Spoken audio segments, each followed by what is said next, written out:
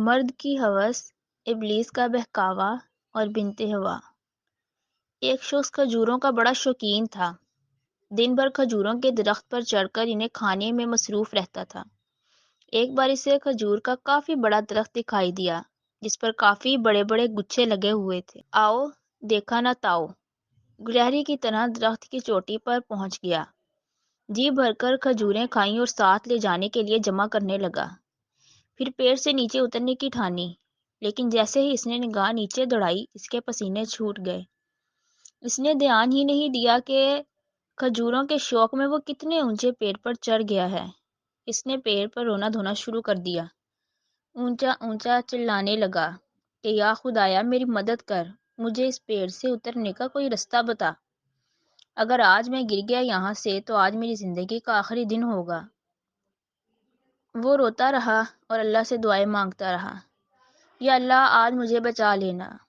پھر اسے ایک انوکھا خیال آیا اور اس نے ایک منت مانی کہ یا اللہ اگر آج میں خیریت سے نیچے اتر گیا تو پورے 500 روپے کی نیاز پیش کروں گا، میرا وعدہ رہا۔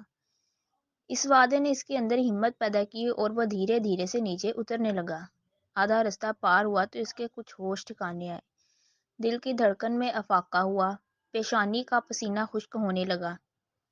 اس نے نیچے زمین کی جانب دیکھا تو زمین کافی نزدیک دکھائی دے رہی تھی۔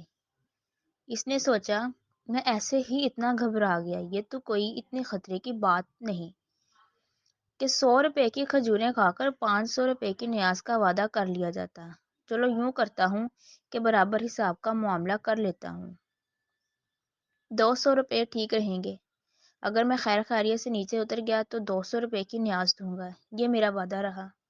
جیسے جیسے بلندی کم ہوتی جا رہی تھی اس کا وعدہ بھی کم ہوتا جا رہا تھا، یہاں تک کہ وہ 2 گھٹتے گھٹتے 0 ہو گیا۔ زمین پر پیر رکھتے ہی وہ پیڑ کو دیکھ کر ہنسنے لگا کہ نہ جانے میں آج اتنا کیوں ڈر گیا تھا، میں تو کئی دفعہ ان پر چڑھ چکا ہوں۔ پھر وہ اپنے ہاتھوں کو جھاڑتا ہوا آگے بڑھ گیا۔ نیاز سے بے نیاز تو وہ ہو ہی چکا تھا۔ ہم میں سے اکثر لوگوں کی یہی حالت ہے۔ اگر آپ کو ہماری ویڈیوز اچھی لگی ہیں تو پلیز شیئر کریں اور ہمارا چینل سبسکرائب کر کے بیل آئیکن کو پریس کریں۔